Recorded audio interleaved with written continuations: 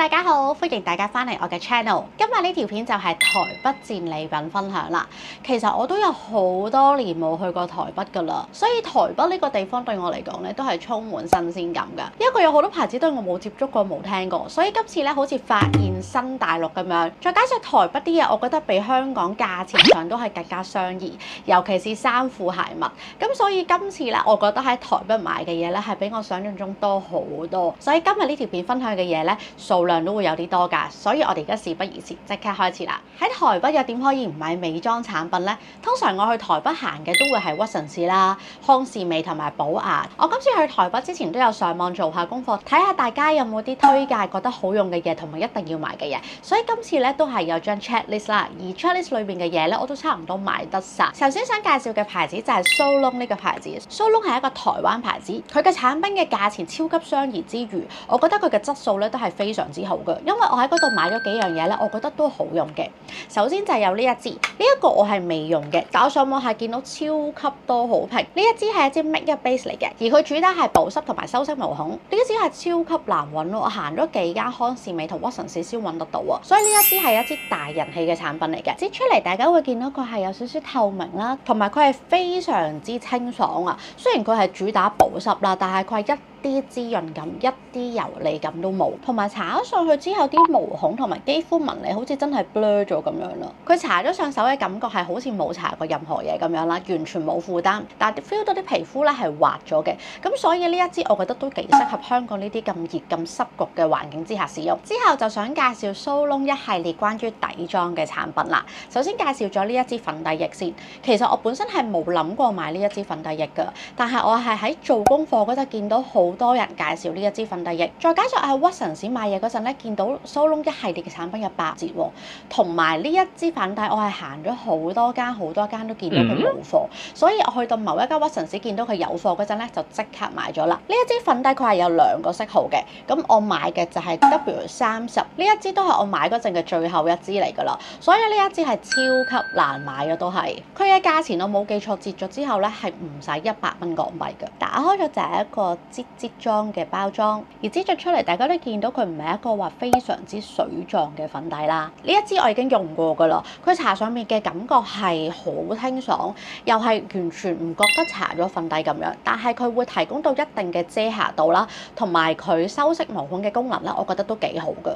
再加上佢呢支粉底喺香港呢啲咁濕咁焗嘅情況之下用咧，都唔會話封住咗啲毛孔啊，好浮粉咁樣。出油甩妝嘅問題咧都唔算好嚴重嘅。當然化咗4至6個鐘之後咧，會開始慢慢有啲油㗎啦，但係都唔係話一個好嚴重嘅程度，係一個你補完妝之後個底妝仍然都會好靚嘅狀態咯。所以呢一支粉底我覺得係平靚正。如果大家行過台灣見到佢有貨咧，我都好推薦呢一支。呢支真係小資女人物。之後想介紹2樣嘢咧，就係 Solon 嘅化妝工具。首先介紹咗呢一個先，呢個係基本上有睇開台北旅遊資訊啊、戰利品嘅人都一定唔會陌生嘅 Solon 粉撲啦。呢一個係佢哋嘅一個梳芙妮粉撲，而佢有好多唔同形狀大細咁樣嘅。咁我今次就買咗都幾款嘅，但係我唔知點解咧，突然間揾唔到出嚟，我淨係揾到手頭上呢一個用緊嘅。我第一日去到台北，諗住買1包試下啦，用完之後驚為天人，之後即刻去咗掃翻8包10包，佢係真係超級好用。首先大家見到佢個粉撲咧係有一定嘅厚度，其次係佢嘅粉撲咧係好綿密，所以變咗用佢上粉底嗰陣咧，唔會話吸到太多嘅底妝產品而造成浪費咯。同埋用佢上嘅粉底咧，我覺得個效果係好靚㗎。我今日呢個底妝就係用咗呢一個組合啦。大家會見到我嘅底妝咧係透薄得嚟咧，都係有翻一定遮瑕度啦。所以呢個粉撲真係好好用。雖然香港都係有代購或者 HKTV Mall 都有得買啦，但係台北嘅選擇真係多好多同埋平好多。如果大家去開台北咧，呢個都係一定要買嘅。到下一樣介紹嘅咧，都係 Solon 嘅化妝工具，就係呢一支遮瑕掃啦。呢支掃嘅型號係 F09，佢真係一支遮瑕掃嚟嘅。大家會見到佢嘅掃頭係呢一種好圓揼哚，啲毛係好密嘅呢一種遮瑕掃嚟。我想講呢一支掃咧，又係極級好用啊！我用咗佢上眼底遮瑕之後咧，我從此就冇再用過手指或者其他工具啦。首先佢嘅毛咧係做得好柔軟啦，一啲都唔吉面，就算用喺眼底呢啲咁脆弱嘅位置咧，都唔會覺得話揞住塊面吉到啲皮膚好痛。其次用佢掃遮瑕膏係真係可以好快速咁掃開啲遮瑕膏之餘咧，係冇掃痕嘅，所以真係好厲害。所以而家呢一支掃到咧，我係超級大愛。但係 Solon 嘅化妝工具有樣嘢唔好咧，就係佢哋都幾難清洗嘅。呢一個粉撲咧係極難洗得乾淨，基本上你洗極咧都係會有少少粉底殘留咗喺個粉撲上面。而呢一支遮瑕掃都係啦，其實我已經洗過一次噶啦，但係大家都見到佢唔會話洗得超級乾淨咯。所以呢一個係佢哋化妝工具嘅一個小缺點。但係除咗呢樣嘢之外咧，佢哋係冇缺點嘅。講開遮瑕掃，就不如介紹埋遮瑕膏啦。今次我行過屈臣氏見到 Himi 嘅遮瑕膏買一送一，咁所以就買咗2支翻嚟啦。所以係超級抵，再加上我用完之後咧，我又意外地覺得佢幾好用喎。尤其是即係眼底黑眼圈咧，我覺得個效果都唔錯。而色號方面，我就買咗呢一支係22號色，係一支好橙嘅三文魚色。我係諗住我嚟做調色。而另外嗰支我就買咗一支偏白嘅01號色。呢一個我就係諗住搽完呢一個之後，我嚟 tune 翻眼底個顏色。呢兩支遮瑕膏雖然係平，但我覺得意外地都幾好用。可能因為今次顏色我揀得啱啦，所以佢係完全可以遮到我個黑眼圈。當然唔可以話遮到100% 冇晒㗎啦。咁但係我今日都係用咗佢嘅。我覺得用完佢2個再上多一層粉底之後咧，係大概真係可以遮到8至9成㗎啦。而家大家會見到係有少少嘅黑眼圈，但係唔算話好嚴重咯。再加上我哋用喺眼底幾個鐘之後都唔會話顯晒乾紋啊，好似棘晒裂晒粉咁樣。咁所以我覺得以呢一個價錢做到呢一個效果咧，都係非常之抵買㗎。最後買咗一樣就係有呢個都係好出名嘅1028 Mascara， 而我買嘅都係大家最推介嘅粉紅色包裝。但係呢一支我係未用嘅，因為我最近係有直眼睫毛啦，咁我係諗住買定，如果遲啲冇直眼睫毛嘅時候咧，就試下用佢。之後落嚟嘅都係一啲保養類嘅產品啦。首先想介紹呢一個 Mayskin 嘅暗瘡貼。其實我而家一把年紀都唔算係經常會生暗瘡㗎啦，咁但係咧佢間唔中都會生一粒好大粒嘅石頭瘡啦。而上網見到大家都大推呢一隻 Mayskin 暗瘡貼咧，都買嚟試下啦。但係 so far touch wood 暫時未生暗瘡，咁所以我都未有機會用到佢。如果我試用完好用嘅，我再同大家分享啊。去到台北又點可以唔買面膜呢？因為台北嘅面膜咧係成日都會做 promotion 㗎。咁喺呢啲咁嘅 promotion 攻勢之下咧，我都買咗少少嚟試用下。首先就分享咗呢個提妍嘅面膜先。提妍嘅面膜咧都幾出名嘅，我之前都用過佢保濕嗰隻，我覺得都唔錯。咁所以今次就回購咗少少啦。我今次就買咗2隻嘅，呢一個就係保濕金箔黑面膜。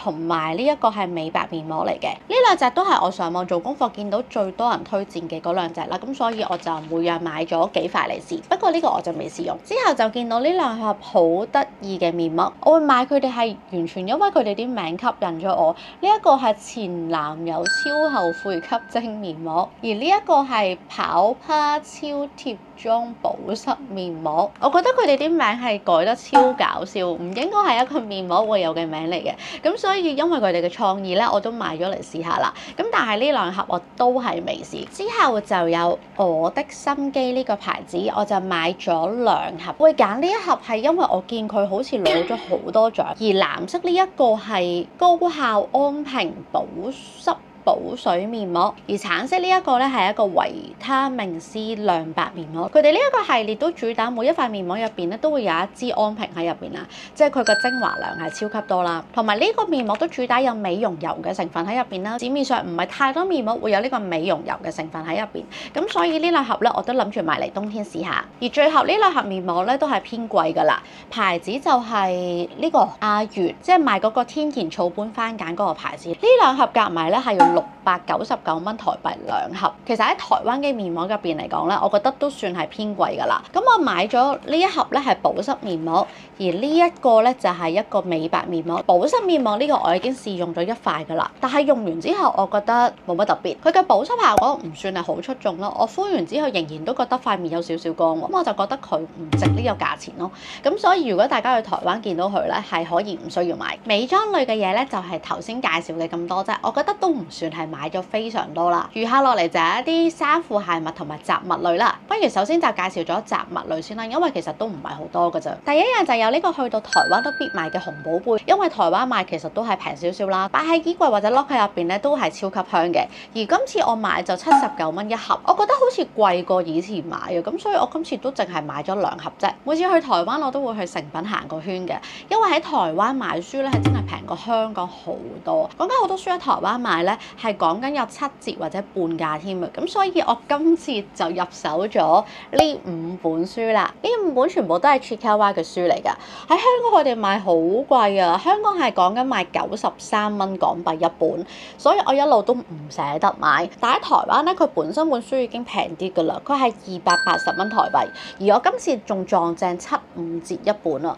咁所以除翻開咧，佢哋係50幾蚊一本咋。其實裏邊都係一啲無聊漫畫嚟㗎，但係因為我真係太中意佢哋啦，而我一路都好想買佢哋嘅書，咁所以今次就趁平咧就一次過買晒佢啦。其他剩翻嗰啲咧，全部都係衫褲鞋襪嚟㗎啦。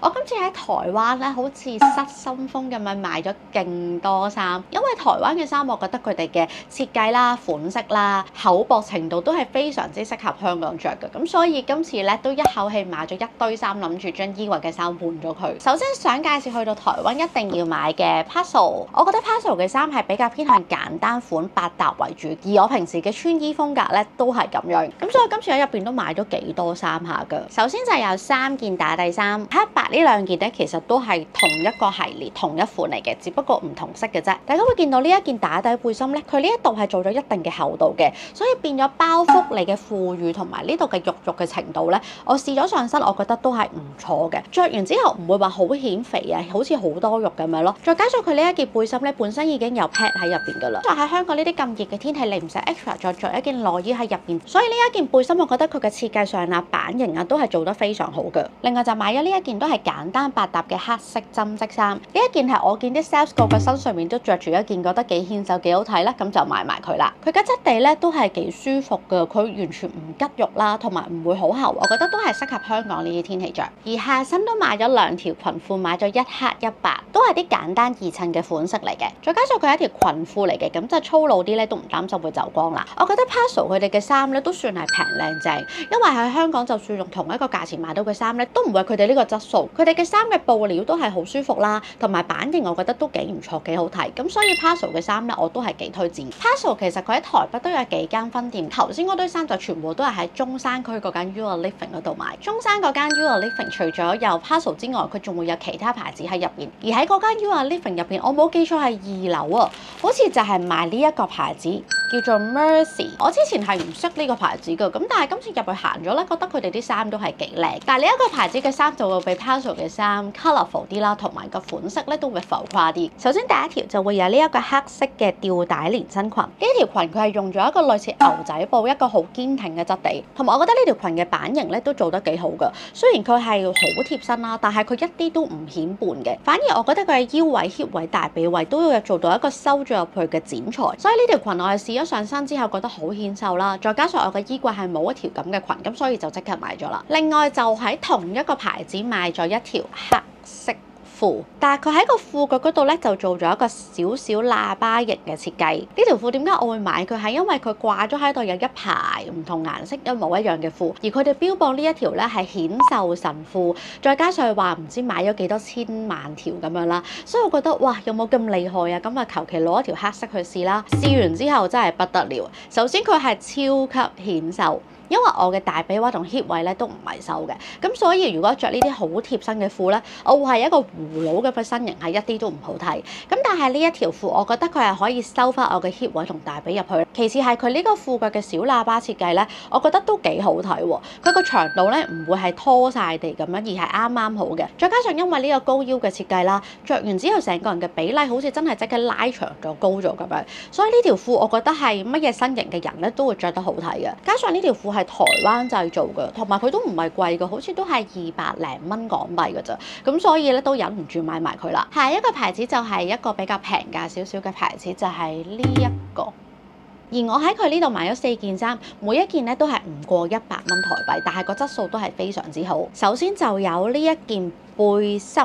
呢個背心我 total 買咗2件係唔同色嘅，一個杏色，一個白色。佢都係呢一啲基本款好百搭嘅背心啦，有個 polo 領喺度。下一件衫都係有少少似嘅咧，就係呢一件長袖間條 polo 衫啦，都係一啲容易襯嘅款式。到最後就有呢一件白色嘅外套，呢一件都係有少少 Chanel 風嘅外套，有啲好靚嘅金色紐喺上面。呢個牌子嘅衫雖然平，咁但係佢哋嘅衫嘅質地咧都係做得非常好嘅，摸上去去咧，件衫係超級軟熟啦，唔會好吉肉啦。咁所以我覺得呢一個牌子嘅衫咧都係唔錯嘅。衫嘅部分就講完啦，到最後就買咗一對鞋。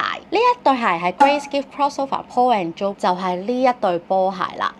呢一對波鞋係咪極度靚啊？佢將 Paul and Joe 嘅花同貓擺咗去呢一對咁簡單嘅波鞋入邊，而佢嘅貓同埋花咧都係用一個刺繡嘅形式咧整咗上對鞋度，但係佢係好細緻、好靚啊！同埋呢一啲白色嘅波鞋咧都係一啲基本款，你基本上點樣襯啦，日日着都冇問題嘅。